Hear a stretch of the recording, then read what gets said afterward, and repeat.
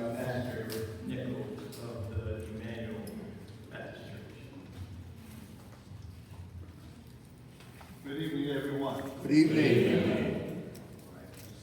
So, I want to greet you and welcome you to the EBC. For those who have not been here before, it's certainly our pleasure to be able to host and to share with you this evening. Certainly, none of these kind of circumstances, but when all of us come together, look, I tell you, we can make a great difference. So certainly, you're welcome. Mr. Nail, he wanted me to invite you all to our noonday. I guess not a whole lot of churches have noonday worship on Wednesday. Amen. But we do. We have a Summer Arts Academy that kicked off last week. So our noonday, which I call the pit stop, is going to be a little bit different over the next 4 weeks, 5 weeks, in that we have 160-some young people here on a daily basis. So my Wednesday noonday worship, I'm turning it into children's chapel. So certainly, you're welcome to come and share. Amen. But let's have a word of prayer. Certainly, we want to seek the Lord in His presence and His Spirit as we share on tonight. God, we bless you. Thank you. Thank you for your hand of mercy that has kept us and brought us into this point this afternoon. Thank you, Lord God, for guiding us throughout this day. And we pray, Heavenly Father, in your presence with us. Certainly, we pray for direction. We pray for the unction of the Spirit that would help us to be able, Lord God, to give us insight and the tools, things that we need, Heavenly Father, even as we share, plan, prepare, Lord God, to address the needs, Lord God, of our Smithsonian Museum. Thank you, Heavenly Father. So we pray that we know this. This is in Jesus' name that we pray. Amen. Amen. Thank you very much.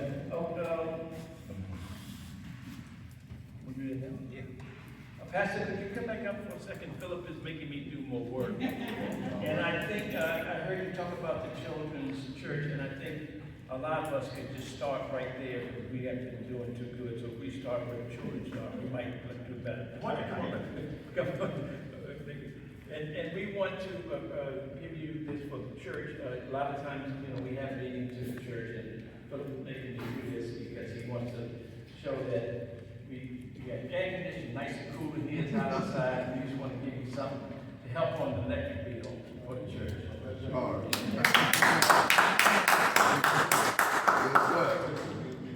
don't do what we do, but people have a special way they view the church anyway.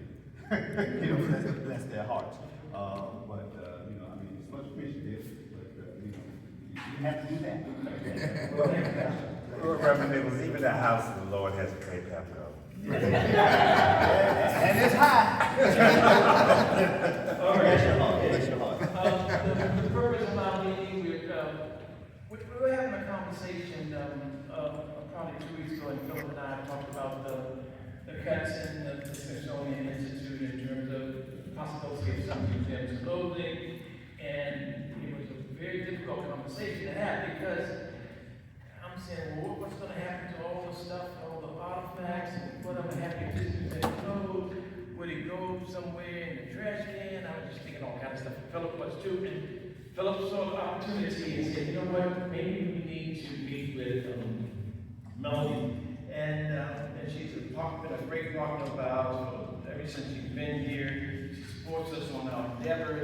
And so we invited her over to the brand new Pentecostal house. And we had lunch with her. Was that lunch? We had lunch with her and had a great conversation. And out of that conversation, we decided we wanted to bring the community together to talk about, one, what she knows about the situation as it relates to the museum, and two, to get the thinking of the community of what we think and how we feel about this. So we're gathered here this evening to have this conversation, and hopefully from this, and this is being recorded, and hopefully from this we'll put it on our website, public website, we can get some ideas of what's happening and what we need to do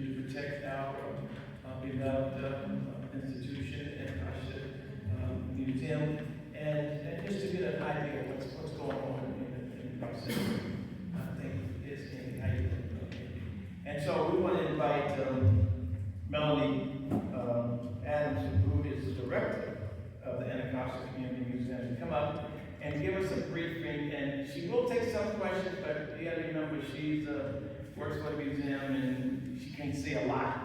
So if she can't answer the question, not because she don't want to answer, it's that she's restrained by some of the things that she can say. But she's going to give us as much information as she can, and then we'll ask the question, and then we'll have an open discussion about what our ideas and thoughts about this institution, possibly not being with us in the form that it's in now. So we invite Melanie Adams.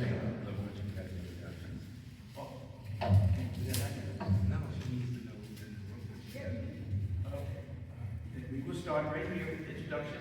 Start with you, though. Good evening, I'm Philip Pennell, Executive Director of the Anacostia Coordinating Council. Taylor Daniel, ACC. Sundi Al-Rahman, Logo Museum and Cafe. And you shall have that for the first. I'm Roslyn Fennell, Ward 7 Community Movement. Linda Fennell here on behalf of the Washington Section of the National Council of Legal Women and Ward 7 resident. Salim Adolfo, Chairperson of the Rock Neighborhood Commission, AC. Pastor Nichols, Emmanuel Baptist Church. Oh, yes. Elizabeth Harris, community member. Great. Barbara Warden, Ward 7 resident.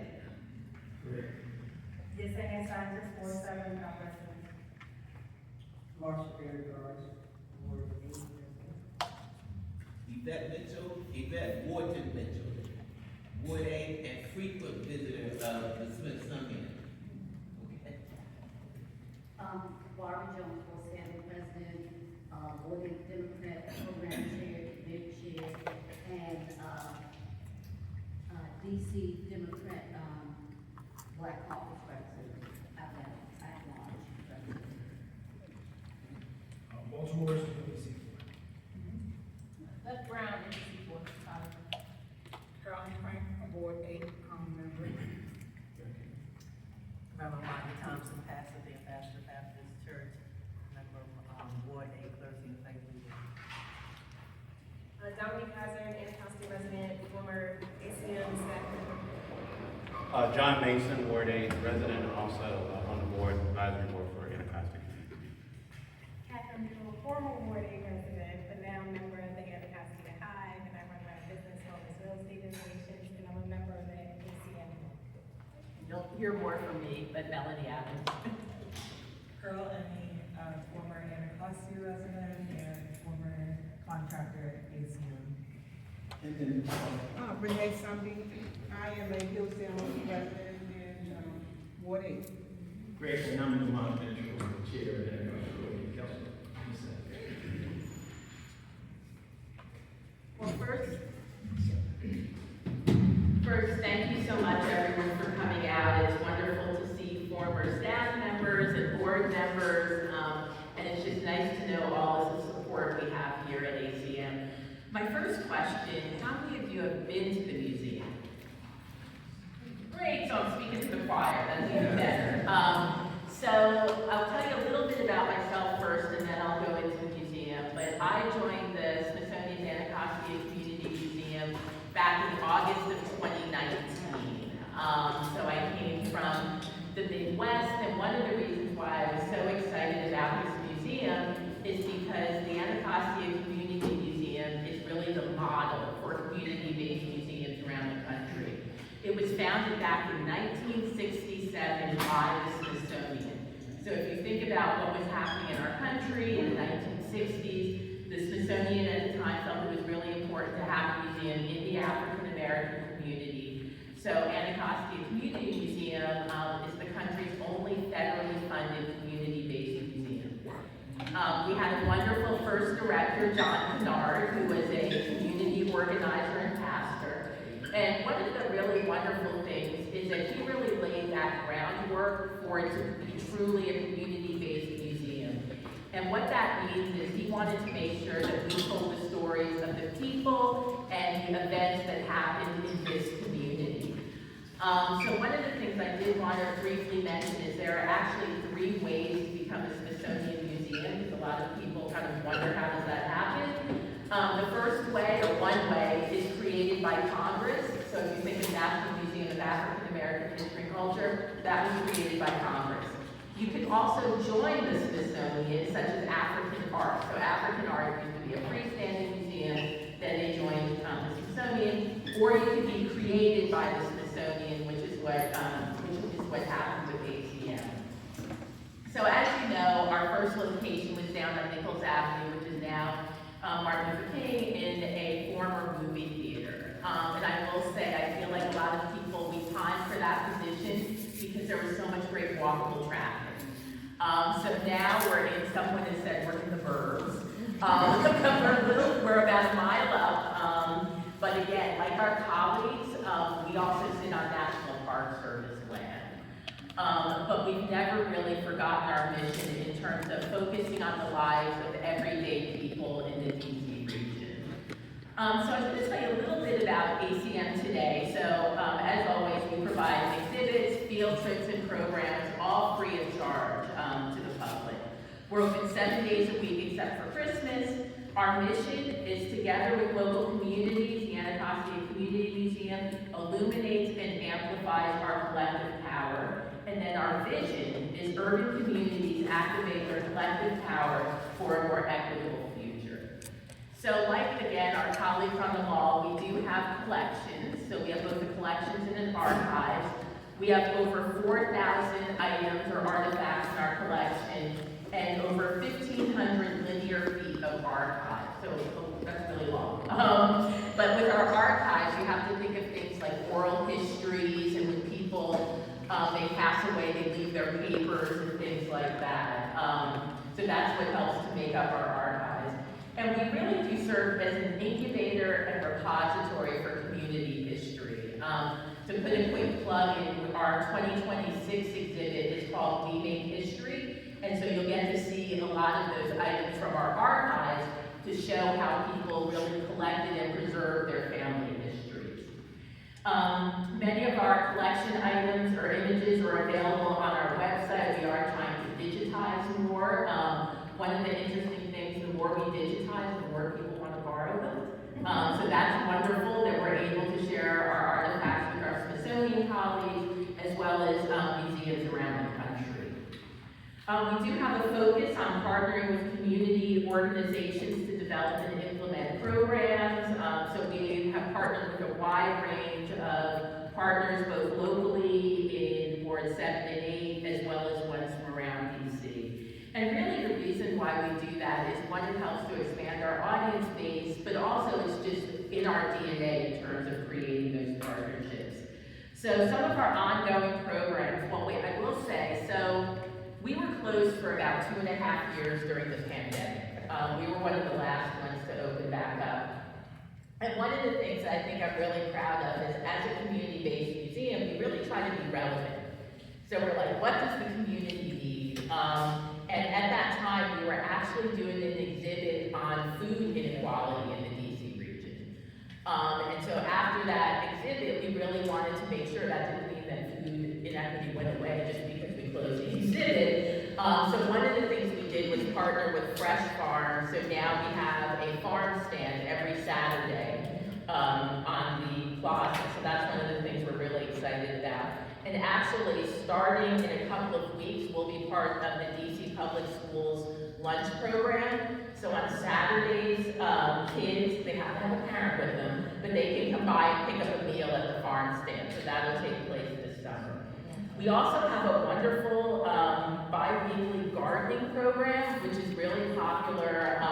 It's a nice mix of the history of gardening in the community, as well as actually hands-on gardening. And then we do every Saturday, there's a program going on. It could be yoga, it could be arts and crafts, it could be something we call collections and coffee.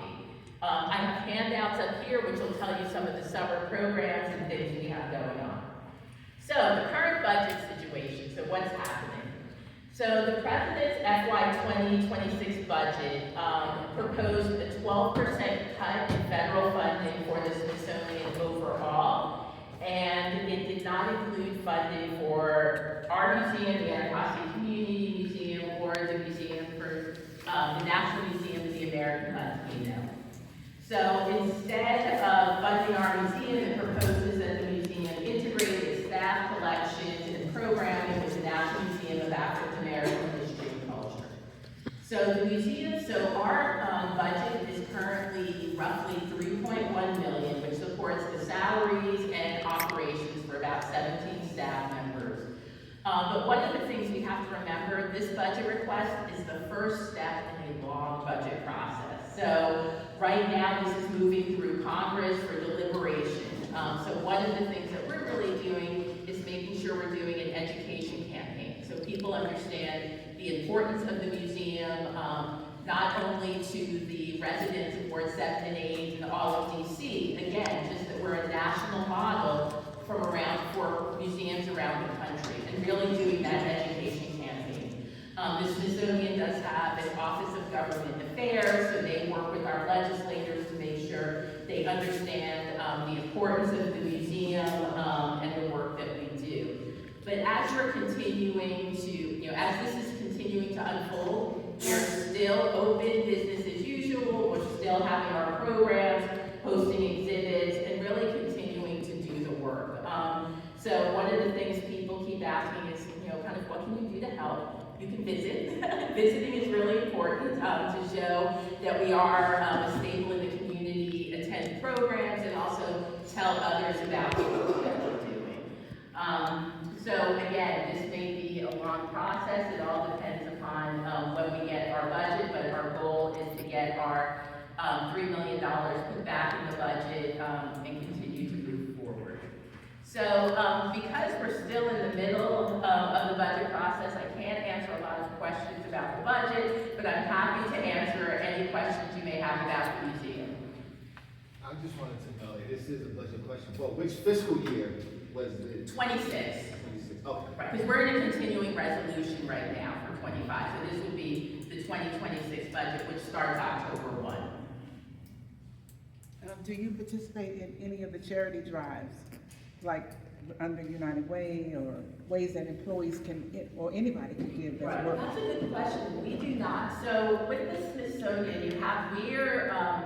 we function kind of like a university, so we have a central office of advancement, and there are sometimes some things we can take advantage of, and other things we can't because we're tied to a larger institution. But I know like the types of things you're talking about.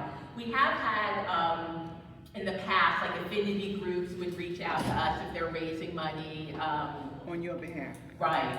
So that is, we're always looking for money. So we will not turn down funding, but it just all depends if we're allowed to work in that manner. Dominique? Hello. Hi. Can you talk about, in terms of asking for money, what is the percentage that comes from private sources, or doesn't come from private sources?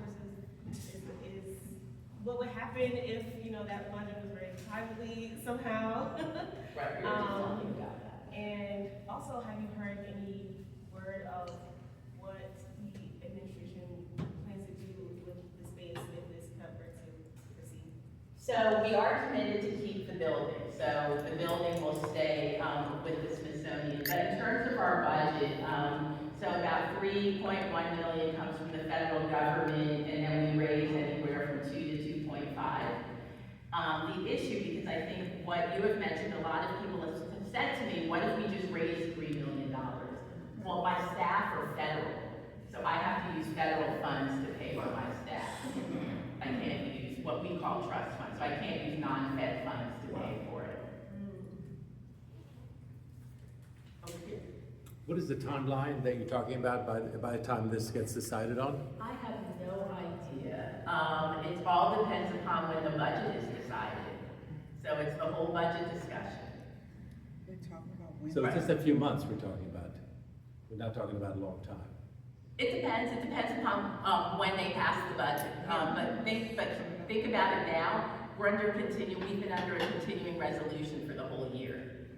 And if I could have, who are the allies on the Hill? That I don't know as well, I would say. That because as a quasi-fed employee, I'm not allowed to lobby. So Well, but we can. Right, I am not an employee. Yeah, so I think John Mason, everybody. So I think one thing, it's going through the appropriations process. I think the Smithsonian team is still figuring out kind of the overall government plan and strategy related to that. But I think, as you know, it's a Republican House, Republican Senate. So I think they're trying to look at who are the Republican champions or ones that they can engage around it. I think on the Democratic side too, that's also an opportunity. So the budget, I believe it goes through the Interior Committee. So from a process perspective, it would be members on that committee.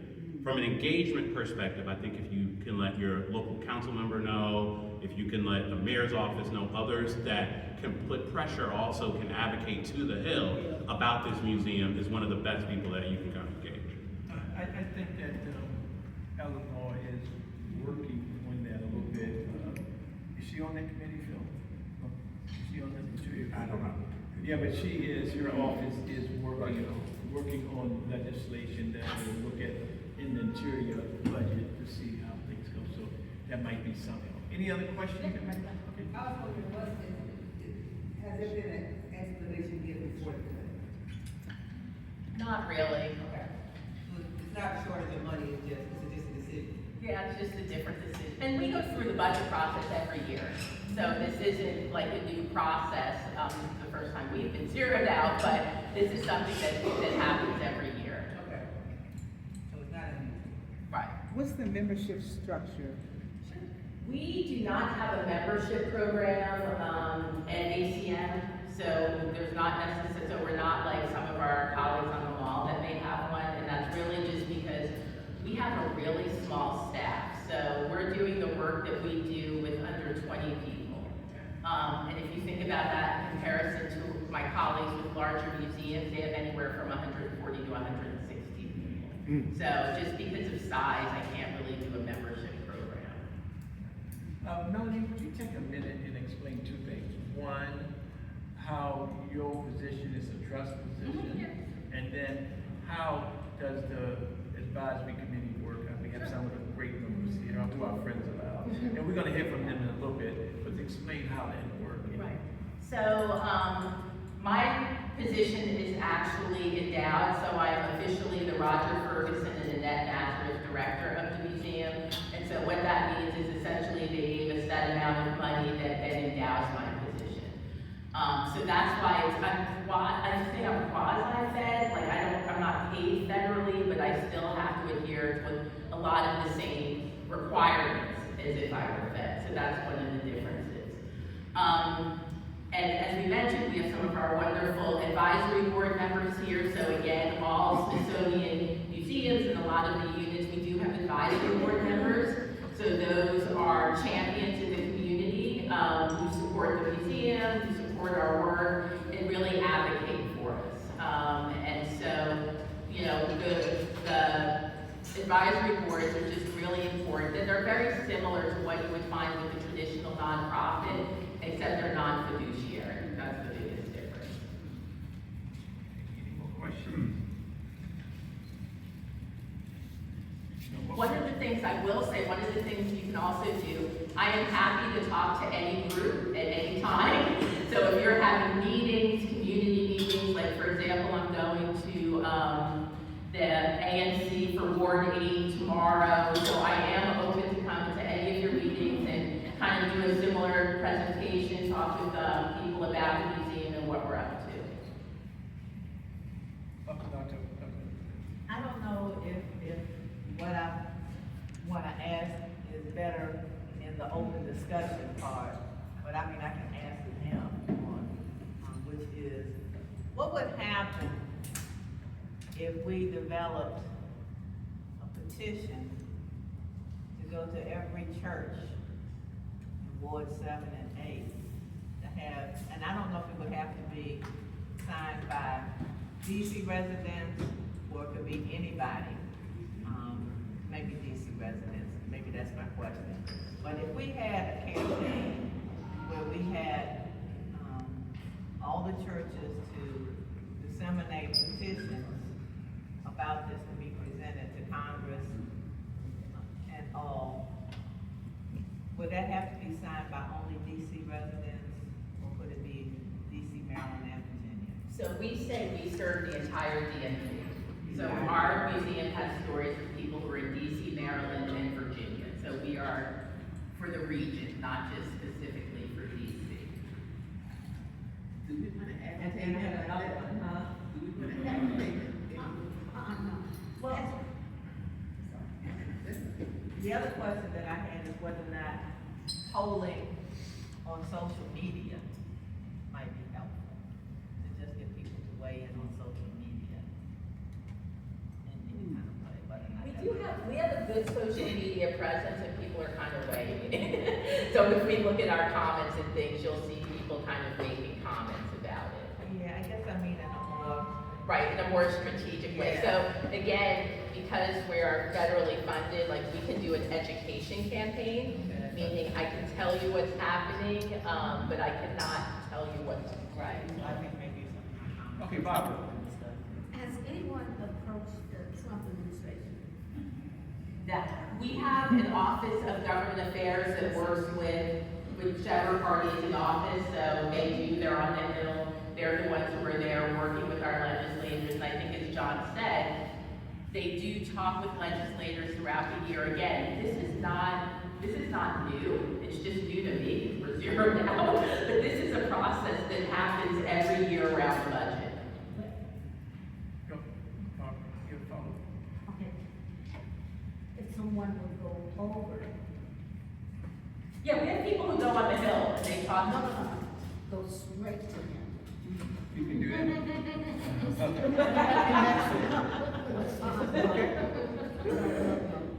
We talk later. But my question and suggestion, if the board members can answer this, would it be helpful if some of the residents of Ward 8, some of the commissions have resolutions, petitions, those kinds of things, and push that forward in a social media campaign on behalf of the museum, knowing that the museum, I mean, I'm sure its employees can't do that. I think, what we can do now is introduce the board members, and then if they want to make some statement, they can, in terms of how they see things from their perspective and what they think we can do to help. So why don't we invite, this young man up first, and then.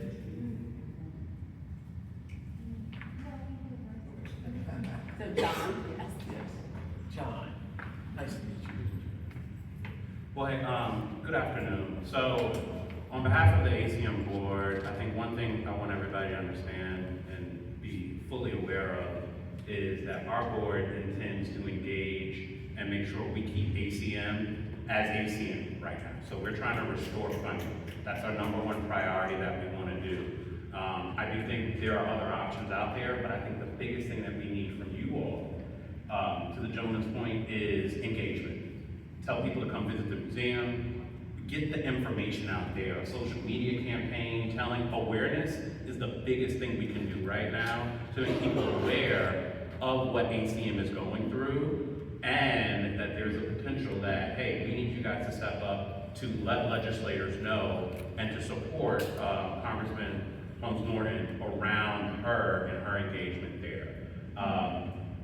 We are unified as a board from an advisory perspective to fight this and to engage, and we're happy that we are going to fully align with this. Like, that is a real true opportunity that we think we do have to really put ACM in the forefront and shape the environment. Yep. Has Lonnie been outspoken about this? Has he spoken up about this or made official statement about it? So I think he's also limited, as you know, he's a government employee as well, and how I think public he can be engaged on this as well. But I do know that, you know, he wants ACM to be ACM as well. I mean, with all due respect, his job is to advocate. I think he can speak for sure. I mean, There have been a few. he's not lobbying for a candidate. He's lobbying for his institution, really. Yeah, they have, again, everything really goes through our Office of General Counsel, and then they bring in the big guns when necessary. So he is definitely supportive, obviously, of ACM. He knew our first director. I mean, he knows what we do and who we are. So he has been tremendously supportive, around getting our 3 million back.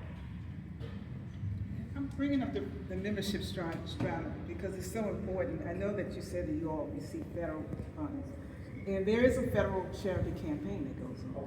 But the reason why it's so important, I did this in Baltimore under Kurt Smoke. I raised $1 million under the Black United Fund.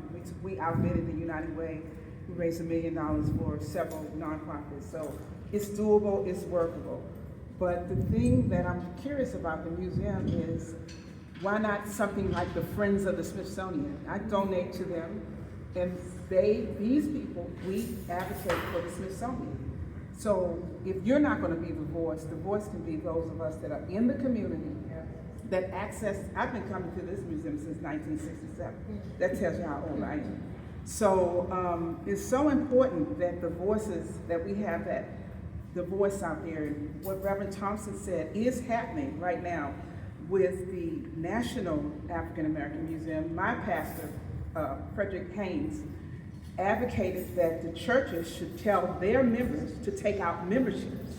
And it's been very effective. I don't know the metrics now, but it's been very effective that they're starting to get an increase in memberships at that museum. So what Reverend Thompson is saying, I think could apply to you all, that we have an awareness campaign, that we can put that word out. I told about 50 people about this. I come to the programs, the gardening program, I love it. We just love it. And there are people that are in that program and not in this room, and they live in the DMV. So, thankfully, Phil came and gave the flyer out about this meeting, but this room could be packed 4 times over. But once that awareness comes out, I think you will start to see where people start to say, hey, that's not just a building over there. There are people growing this community and growing food and growing education and the artifacts. It's just unreal that we have this in Southeast.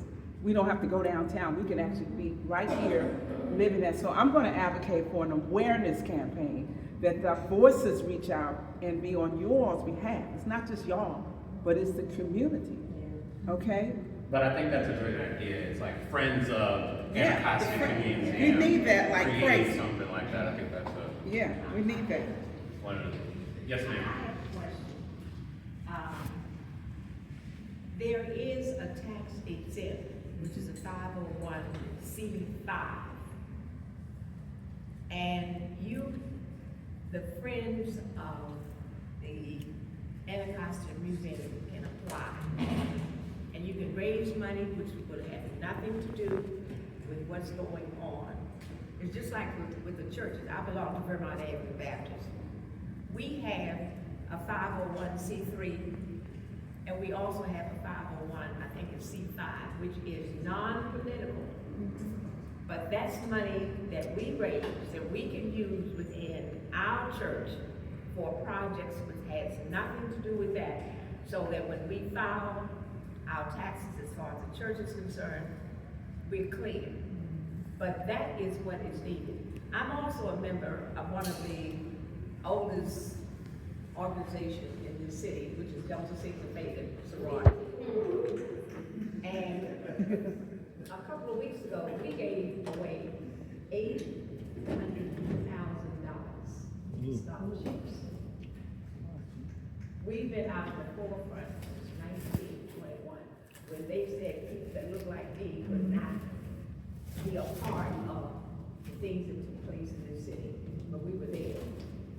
So what we need to do is those of us, and we got a lot of lip service, but when it comes to giving money, we don't get money. But that's something that we have got to learn to do. Let me just say something here. I'm not sure if it's about money. I'm not sure, because this is a relatively small budget, $5 million. And the Smithsonian budget, which I don't know what it is, but it's millions or something. It's a lot of money. They're the largest museum conglomerate in the world. But I think that what we're fighting against is an ideology that says this type of museum is not wanted.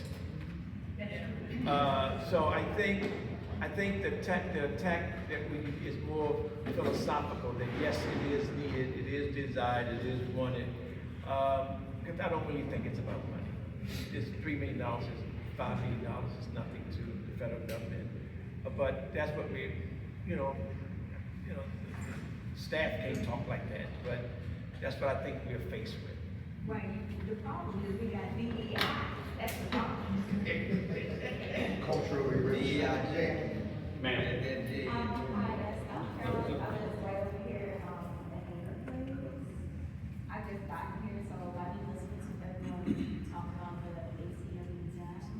I was trying to figure out exactly what's going on, is it just, or you trying to get, to visit the exam? Or, I'm trying to understand exactly what's going on top of that. Yeah, so basically, underneath the president's budget, there is a line item, for museums. And there was a 12% cut on all the Smithsonian. And Anacostia Community Museum was zeroed out in that budget, from a budgetary perspective. So, What's the other museum that she mentioned? What's the other? National Museum of the American Latino. National Museum of the American Latino. So that's the main issue. Cultural. So there's an opportunity through the legislative process to get that added back in, which is a $3 million budget that we want added back in to keep ACM as ACM right now. And then people coming out, still supporting it, doing about it. That's one of the ways, awareness, but to our point earlier, it's also about letting others know as well and really adding pressure to Congress to add this back in. Right, I agree. The better also is how it's political, so I grew up around public gardens, not too far from Frederick Douglass' house. So Yep. we will visit there, off and on, had school trips, and that museum has a lot of historical history. Yes. Like historical history, facts that I have never seen other than that. And it's important. I mean, as Melanie said, we're the only in the Smithsonian community museum. Right. And we are really the star of what other community museums do throughout the country. Right, I agree, yeah. Sorry, ma'am, right behind you. So Stuart, my brother, we used change.org. At change.org, where we connected, we had all the social medias connected to that. We wanted to change their name. We had over thousands and thousands of signatures. We should use that change.org and connect the social media with it. I was the chair for that. Change.org. Yeah, it's a great organization. And believe me, 51 states, everybody was just tuning in. So we did a petition and we submitted that to the council and to the Hill. We had tons of signatures. It works. So it works. All right, you and then I can. Excellent. I think this may be a question for both leadership and advisory board around, so my work with ACM was with youth specifically, directing programs, and so I'm thinking about what some of the elders have said about social media and Gen Z and just their ability to amplify through social media. So I don't know if there's any kinds of limitations, because the oral historian is stories, the power of stories is so incalculable, right? So I'm thinking of first-hand accounts from former students with who I've been all the way back, who can share about the impact of the programming on their lives, so that the public, nationally and internationally, get a sense of what's going on, so that we can then link it to the change.org campaign. We can use the framing as awareness and education to stay within the lines language-wise, but these are some of the ideas. So when I'm saying leadership, advisory board, do you have any idea of the ability to reach out and the capacity staff-wise to reach out to former participants, et cetera, even folks in our current garden program, fresh from anybody who has been impacted, even someone like me, a former activator in the space, so yeah. Well, and I think, I don't know if we have the capacity, we definitely have the will, and I know what you're talking about is one of the things we're looking at, because we celebrate our 60th anniversary in 2027. So I am having a few meetings with a few different people to talk about kind of creating that type of, doing some oral histories on people talking about how the museum has had an influence on them, impacted them. I had the opportunity a couple of years ago to go to a former staff member's funeral, and it was so enlightening because she started a youth program, and so Dora's funeral, and the people who were in that program, like the stories they told were amazing. So really, we do want to try and get those types of things on film. Again, I'm really trying for a big push for 2027 with it being our anniversary. So that's exactly what we're looking at doing. To your point, I think that's part of the reason why we're here right now, is to organize, to engage, to make sure people are aware, to your point, and to take some of these ideas and move with them. I think that to your point, that's why we're having this conversation. Yeah, and I guess to like really zero in for me is the capacity question, because I'm thinking, just specific people, within the staff, it's like maybe their role, but is there any like fine print that says we cannot reach out to former people? No, we can do all of that, yeah. Okay. Yeah. Okay. Right, Dominique knows, she did enough oral histories for us for the food exhibit. We can do it, it's just a matter of, you just have to shift your priorities and figure out kind of what you're gonna do. Okay. And one thing I will add is, Kathy? the one thing I will add, I'm Catherine Buell, all of us have stories.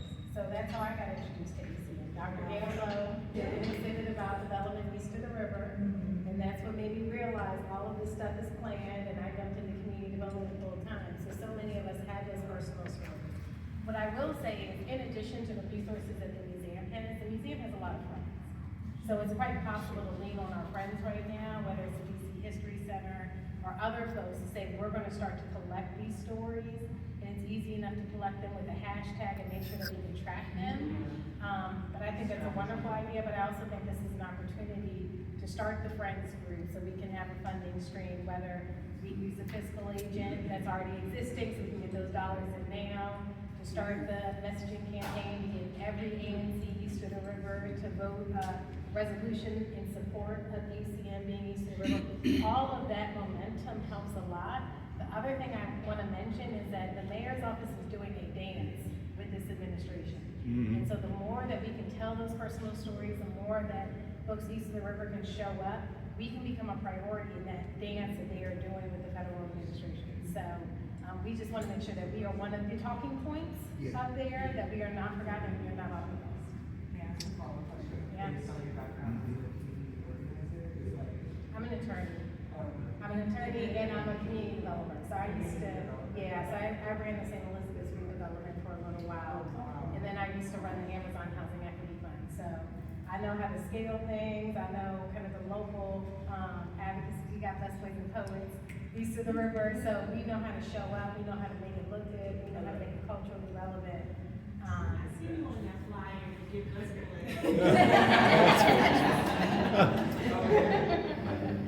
Okay, all right, Andy. So in building what you said, which I really liked, and what everyone else has been adding, and understanding the capacity of the museum is obviously limited. And building, I think, on what Lamont said about this is really about race. It's not about money. It's not about anything else. It is pure and simple racism that we're seeing, not just playing out here, but playing all over the country. I would suggest maybe starting something like a Save Our Museum campaign, having a committee of people that comes together. So it's not, the load is not on you. It's on the community that's willing to work with it. I'll be happy to work with you on that. I think that this needs to be much noisier than just playing nice or dancing with the devil. Because I don't dance with the devil. I don't think that's a good idea. I know that other people think otherwise, but I think we are reaching a point where it's like, you know, you keep taking, and the more you back off, the more they take. And I think at some point, I think this ward and the museum can actually become a flashpoint to say enough is enough. So I think there's an opportunity here to use you and the museum, you know, for better or worse, to really create a different energy around this administration and what they're doing, because this is a tiny example of what's being done all over the country for many different issues. That's right. So I would love to see like a big event that takes place on the museum grounds, you know, a kickoff for the Save Our Museum, have people, these flyers, they go all over the place, they send them at churches, they go to the mayor's office, they go to, you know, so that you can re-energize this whole city with this one little thing, seriously. Yeah, and just to answer that, I think that's something that I think we're leaning, to your point, for all of us to engage in. The Smithsonian team cannot, you know, engage in that. They don't have to do that. No, that's what I'm saying. We should do it.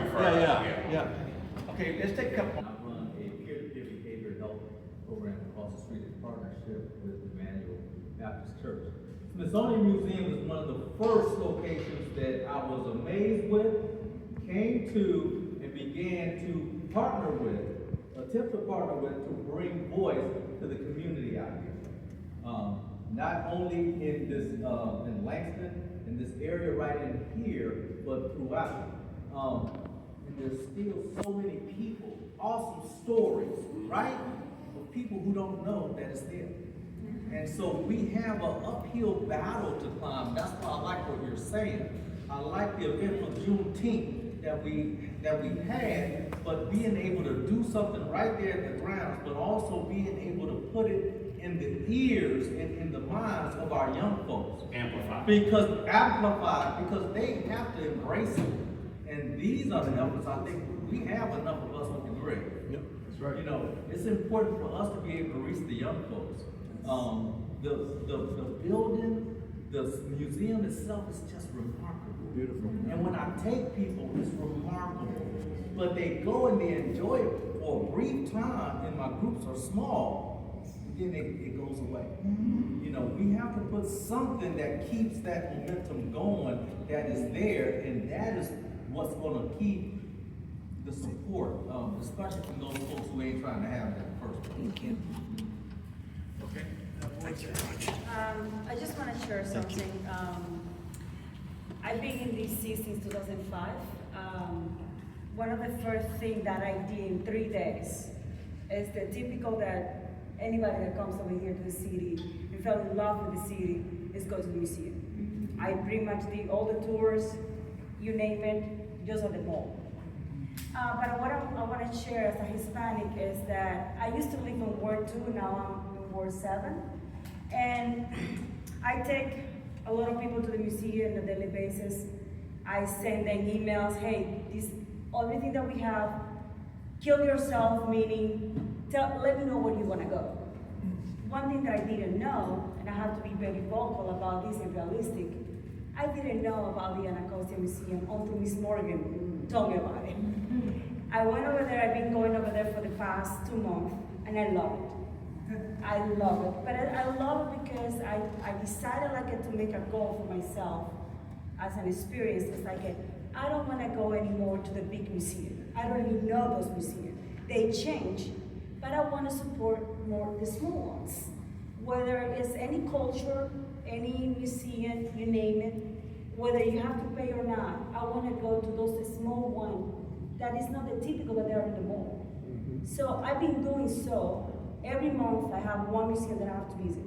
No clue idea, I don't have no expectation. What I'm trying to tell you guys is right now that some of us, we don't know that you guys exist. You know because you are in this world, you know because you're the local, you're born here, you raise your family, but some of us that we don't know and we want to be more educated and we want to know more. So I think what we're sharing right now, they're a very good idea, but we need to continue doing that education. Meaning like be more, letting us know that you guys assist, that we want to assist, that we want to stay. I will tell you this, I told my brother-in-law, and I will conclude with this. I have two nephews, and one of the things that I want to bring them to the museum, to the Anacostia, is because of the drawings. For me, it was so amazing to say, like I saw all the drawings, and I said, can you imagine for a little kid to say, my drawing is in the museum? Like I belong to the museum. Like I get goosebumps right now saying that. So that's one of the things, like if we're gonna commit it to this, even though I'm in Ward 7, I'm come over here, I'm just across the street. It doesn't hurt me to come over here. But if you guys can publish also, if you're gonna continue doing meetings, then we can be communicating to all the residents that we're gonna continue supporting this cause. And if there is another cause that even though we can continue support as a community, we have to do it. This is not, cannot stay just only right here and just walk away and nothing is done. Because there's too much history that is being over there, and you don't want that history to die. Thank you. That's right. Thank you. That's right. Let me say this. We've got, in order for us to get home rule, we had a social action, which is a part of Delta Sigma Theta. We had people that come from all over the country. They will be here. The same problems that we are talking about, they have a community day. And you need to come down here, and what we are saying here today, let those folks take it back to their states. And we've got 33, last I heard, 33,000 people that have registered to come to the nation's capital. That's money. And also we have social action, those of you who are, you know what I'm talking about. And what we do is that we have social action and we come up with what we want to say. They go back to their states, they take that, and then they got relatives and so forth, because we all migrated, let's face it. So this is a mechanism, and we need to find out. Now, I have participated for years with my sorority. I'm a Diamond-like member because I believe in what we do. But what I'm saying to you, when there's a community day, go down there, have your resolution, present it, and let those 33,000 folk that have come into this city take it back to their states to help us with DEI. All right, Dr. Thompson. You know, as everybody's talking, I'm thinking that what we need is a really multi-tiered approach. We need the social media campaign, we need the petitions, we need a documentary that really focuses on it.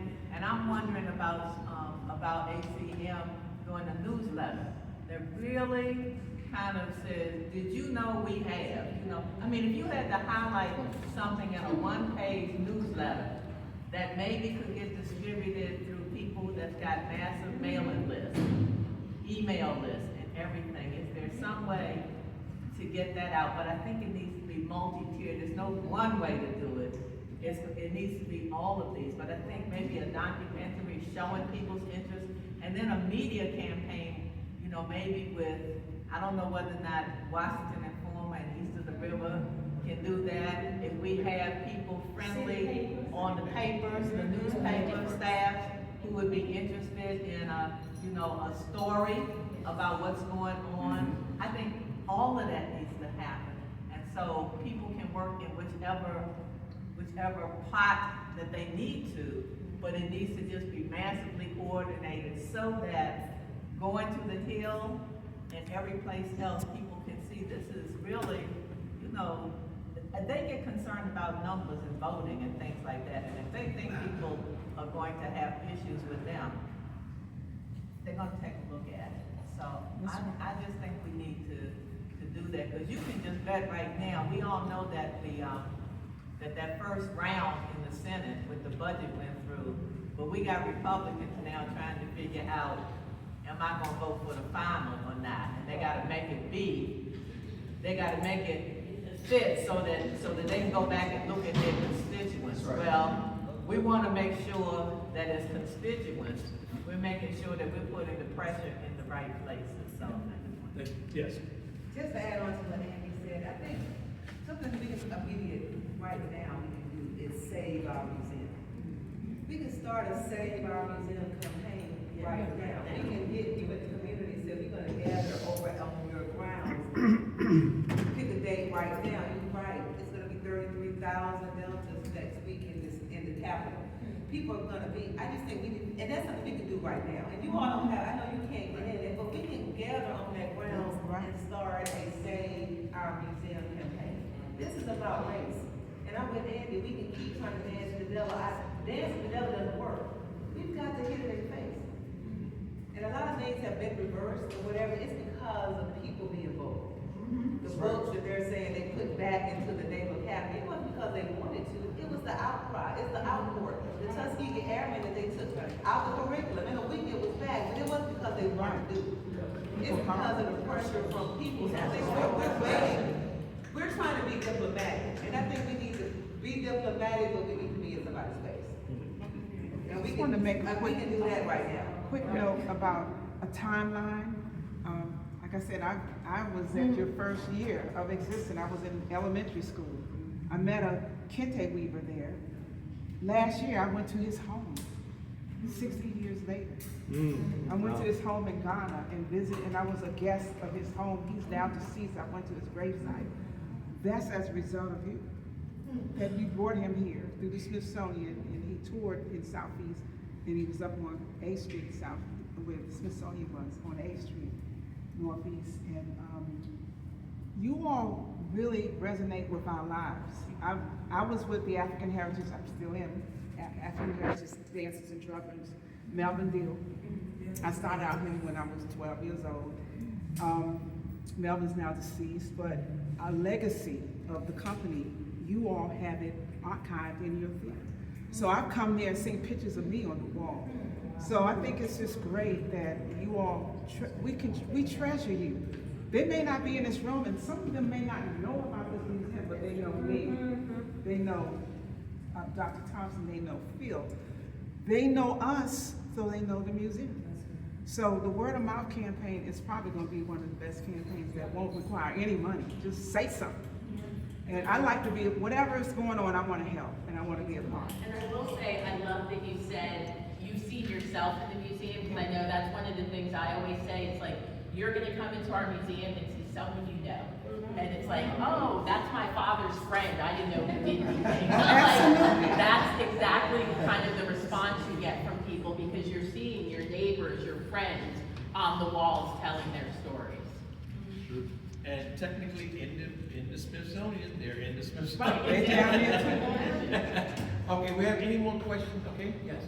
Yeah, I just want to say, I love the energy in the room, and there's people who are like, let's get together and do something, save our museum, friends. And also what I'm hearing is, I completely agree that I think we're gonna have to mobilize people, shake things up, not play nice, and I think we have a big opportunity to do that very intergenerationally. One of my suggestions would be, I think this should be absolutely plugged into the Free DC movement.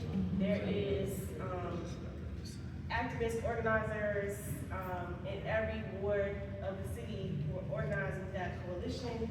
And the whole point of Free DC is there's a concentrated set of attacks on DC as a city because of racism, right? To reduce our autonomy, to take away our nice things. And so that whole coalition is about pushing back against all of these attacks on us as a city and on our sovereignty and our movement to statehood. So I think we need to tap into that, and I think part of that is also just leaning into that history of ACM, as this is a museum that came out of the Black Power movement, that came out of the home rule movement, and it was about the federal government's responsibility to the city.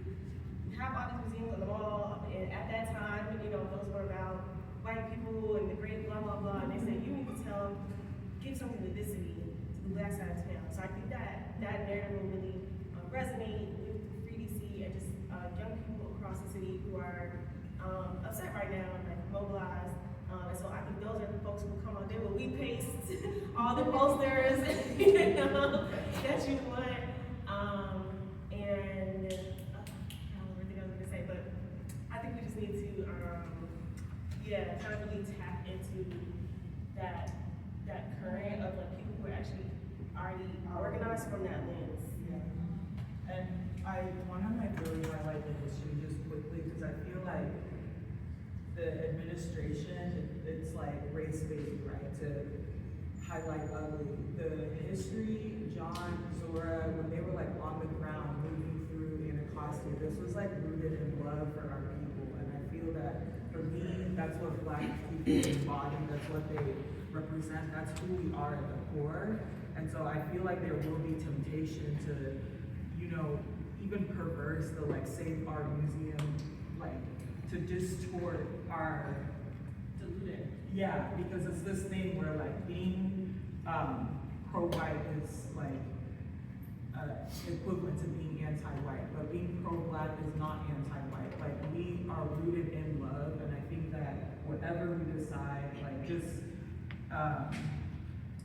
getting ahead of the attempts, the narratives, like it's such a playbook, right? We can already anticipate things, you know, so. And they know, Republican delegation of Congress people, I mean, some of the key Republicans who have had a part in this decision came to ACM in the past year, which was interesting because it's not often that, you know, Congress people come up here, most of them don't know this even exists.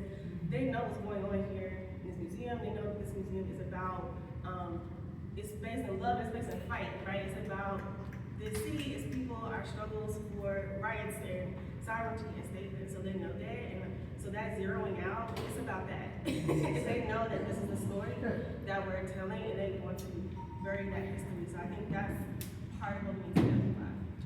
Okay, you can have, any other questions? Any other questions or comments? Can we get a sign-in sheet just to make sure that Here's what I think we could do. If you're interested in this project to help out in any kind of way, if you would just sign and give your email address, and then we could set up a time with a Zoom call to try to strategize, maybe with this group and maybe with your group, and then see where we are and hold it.